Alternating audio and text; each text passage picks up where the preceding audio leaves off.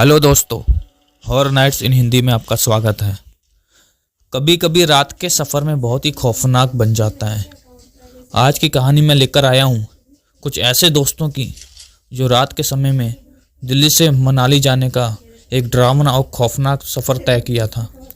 ये घटना साल 2018 की, जब राहुल, रमेश और विक्रम, वो तीनों बचपन के ही पक्के दोस्त थे। वो स्कूल से ही एक साथ सोसाइटी में रहा करते थे, कॉलेज में पढ़ते थे। तीनों दोस्त राहुल, विकास और रमेश, ये तीनों दोस्त काफ़ी ज़्यादा एक साथ घुल मिल के रहा करते थे। राहुल जो था वो काफ़ी सेंसिटिव था, काफ़ी अच्छा था, समझदार था। और विकास बहुत ही लौंडियाबाजी चक्कर में पड़ा रहता था, हमेशा लड़की के चक्कर में पड़ा रहता था। जिधर लड़की देखी उधर भाई उधर चलते हैं, लड़की लड़की लड़की। और रमेश था, वो थोड़ा धार्मिक किस्म का था। ये तीनों दोस्तों ने अपने घर में मनाली जाने के लिए अपने मम्मी पापा से, पेरेंट्स से पूछा। उनके मम्मी पापा ने कहा बोला चलो कोई बात नहीं है, तीनों साथ में दोस्त हैं, चलो कोई बात नहीं, चले जाना। उन्होंने परमिशन दे दी। लेकिन विकास नहीं जाना चाहता था। वो सोचता रात के टाइम मैं जाऊंगा, रात के टाइम कभी गया नहीं हूँ अकेले, वो नहीं जाना चाहता था। लेकिन क्या करे, दोस्त उसके ठहरे तो जाना पड़ा उसको। अपने दोस्त के साथ जाने को तैयार हो गए।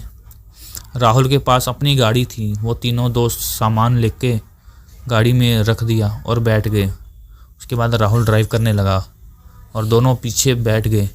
वो तीनों ने गाड़ी में हाई म्यूजिक लगा रखा था। करीब रात के 10 बजे घर से निकले थे। रास्ते में उनको काफ़ी भूख लगी।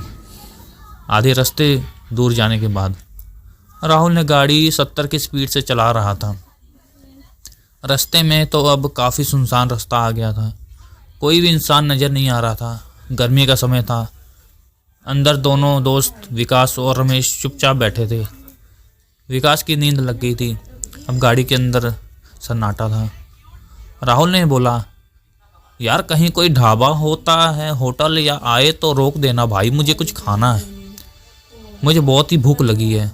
रमेश ने कहा, भाई अभी इस सुनसान रास्ते में ढाबा या होटल कहाँ मिलेगा। काफ़ी देर तक सफ़र करने के बाद उन्होंने देखा कि जंगल के कच्चे रास्ते पर थोड़ी दूर पर एक लॉज बना हुआ है। ये लॉज काफ़ी पुराना लग रहा था। राहुल ने कहा रमेश से, वहाँ देख एक लॉज है, वहाँ थोड़ा रुकते हैं, काफ़ी थक चुके हैं, थोड़ा रेस्ट भी हो जाएगा, कुछ खा भी लेंगे। उन्होंने विकास को उठाया। अरे विकास उठ जा, बाहर देख होटल, वहाँ पे देख कितनी सारी लड़कियाँ। तुरंत उठ गया वो। तो खाना खाने के लिए तीनों चले गए। रमेश बोला चल ठीक है भाई, देखते हैं, मुझे भी भूख लगी रही है, कुछ खा ही लेते हैं। रात के करीब 2 बज रहे थे। अभी भी वो मनाली से काफ़ी दूर थे। वो रात को लॉज में रुके। उन्होंने खाना ऑर्डर किया, लेकिन लॉज में कोई दिखाई नहीं दे रहा था। तीनों फिर अंदर से एक अजीब सा, तीनों ने देखा कि अंदर से एक अजीब सा आदमी आया। बूढ़ा सा, करीब बूढ़ा सा, कम से कम वही 55-60 का होगा। उसने पूछा, अरे भाई साहब आपको क्या चाहिए। राहुल बोला, अरे काका कुछ खाने के लिए लेके आइए ना मेरे लिए, हम 3 दोस्त हैं, बताओ क्या क्या खाओगे तुम लोग। विकास तू बता। रमेश ने बोला, यार जो कुछ खाना है खा लेंगे, क्या खाना है कुछ भी, देखो रोटी दाल वगैरह कोई हल्का फुल्का खा लेंगे बाकी। तो उस आदमी ने कहा, साहब मैं अभी लेके आता हूँ। राहुल बोला चलो ठीक है, हम इंतज़ार करते हैं, बैठते हैं। वो बैठ गए टेबल पे और विकास ने रोटी और सब्जी ऑर्डर किया था। तो वो आदमी बोला, अंदर आप बैठो, मैं ले आता हूँ। काफ़ी देर हो गई, सामने कुछ भी नहीं था। अंदर लोग खाना खा रहे थे, चहल पहल थी। फिर वो आदमी आया और उसे हमारे टेबल पर खाने का ऑर्डर रख दिया। और राहुल और रमेश और विकास खाना खाने लगे। जैसे ही पहला निवाला रखा था कि वहाँ कुछ भी, जो भी लोग थे उनकी आंखों से रंग एकदम सफ़ेद थे, उन्हें पता नहीं बार बार घूरे जा रहे थे। तीनों ने देखा, भाई एक तीनों हमको घूर क्यों रहे हैं, लोगों क्या हुआ, क्या अजीब से दिख रहे थे। फटे कपड़े, मतलब फटे कपड़े थे एकदम, चेहरा एकदम अलग सा, अजीब सा, मानो कि जले जुले हो या मांस पता नहीं निकल गया हो, हड्डियाँ बाहर की तरफ दिख रही हो।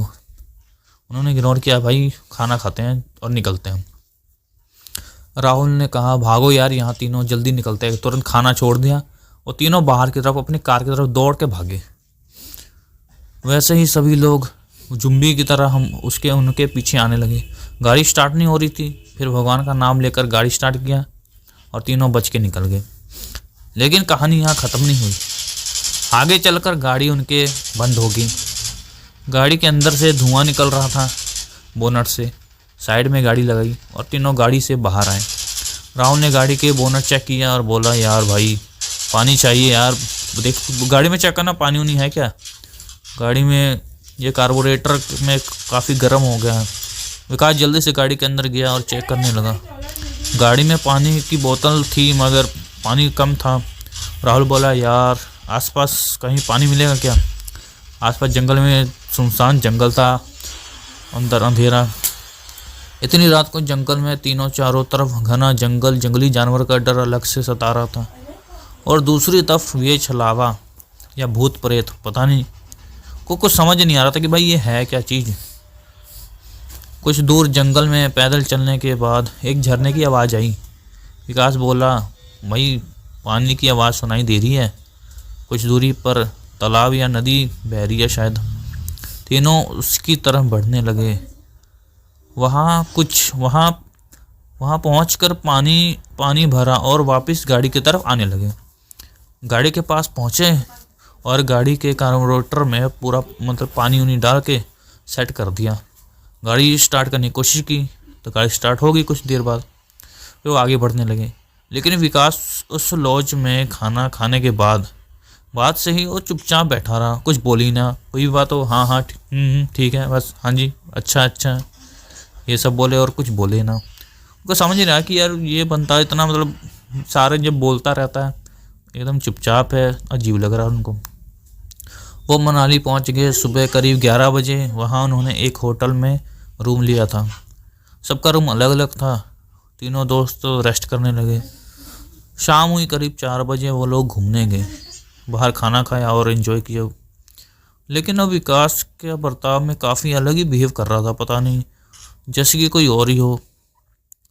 विकास हमेशा कोई ना कोई लड़की की बदतमीजी करता था, उन्हें छेड़ने लग जाता था। लेकिन इस बार पता नहीं क्या हो गया, कुछ इग्नोर कर रहा, कुछ भी गुमसुम सा। और राहुल और रमेश को समझ नहीं आ रहा था कि विकास को हुआ क्या है, ऐसी हरकतें क्यों कर रहा है।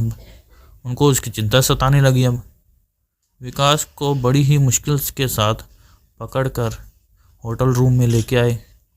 विकास एकदम लड़कीबाज की तरह कर रहा था। 3-4 दिन बीत गए। रात को विकास के कमरे से अजीब सी आवाज़ आने लगी।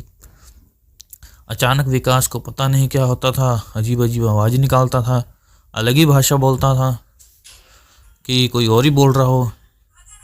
पहाड़ी भाषा बोलता था, पता नहीं क्या हुआ था उसको। हमने डिसाइड किया कि हम जल्दी यहाँ से घर वापस निकल जाएंगे। विकास को बुखार बहुत ज़्यादा हो गया था, तबीयत उसकी ख़राब हो रही थी। डॉक्टर से इलाज भी करवाया लेकिन कोई फ़ायदा नहीं हुआ था। राहुल और रमेश घबरा गए। विकास के घर फ़ोन किया, सब कुछ उसके मम्मी पापा को बताया। उसकी मम्मी ने बोला कि उसको घर ले आओ। हम अगले ही दिन वहाँ से निकल गए विकास को लेके। शाम को उसके घर पहुँचे करीब 8 बजे। विकास की हालत एकदम ख़राब हो चुकी थी। उसके मम्मी पापा ने डॉक्टर को दिखाया, ठीक ही नहीं हो रहा था। फिर उनके चाचा ने किसी झाड़ फूक वाले तांत्रिक को बुलाया। जैसे ही तांत्रिक ने कदम रखा उसके घर पे, देखा विकास अजीब सी आवाज़ें निकालने लगा, अलग सी भाषा बोल रहा है। तांत्रिक ने विकास से पूछा तेरा नाम क्या है। उसने विकास बोला मैं अर्नव हूँ। तांत्रिक ने बोला छोड़ दे इसको, तू इसके शरीर में क्या कर रहा है, क्यों परेशान कर रखा है इसको बच्चे को।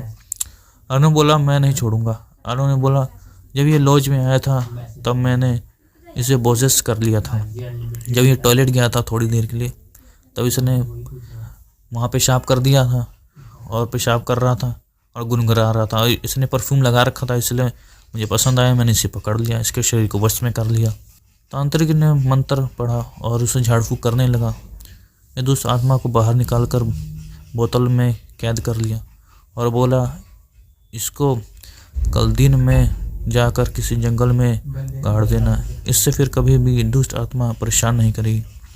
अब विकास बिल्कुल ठीक हो चुका था और वो रात के समय सफ़र नहीं करता था। ये कहानी कैसी लगी मुझे ज़रूर बताएं। मेरे चैनल को सब्सक्राइब करें, वीडियो को लाइक करें, शेयर कर दें। चलो फिर मिलता हूँ एक और वीडियो के साथ, तब तक के लिए नमस्कार।